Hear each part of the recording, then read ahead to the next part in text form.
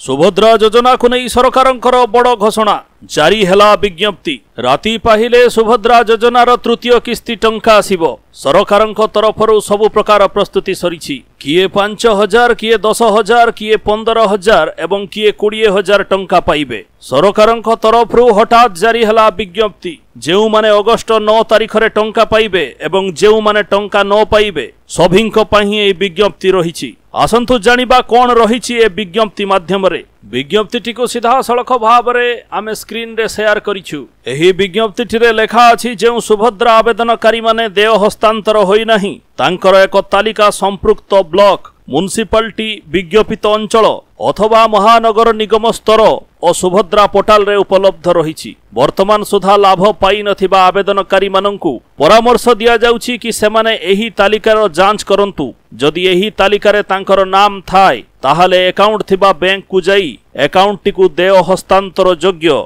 अथवा डीबीटी एनाबल्ड करंतु। सीधा सड़क देय हस्तांतर योग्य बा डीबीटी एनाबल्ड नहेबा पर्यंत आपण माने सुभद्रा योजनार सहायता राशि पाई परिबे नाही। सुभद्रा योजना तरफरु सीधा सड़क भाव में देय हस्तांतर योग्यता स्थिति जानी हेबो जोथिरे आपनकु डीएलएससी एवं एमएलएससी जना पड़िबो।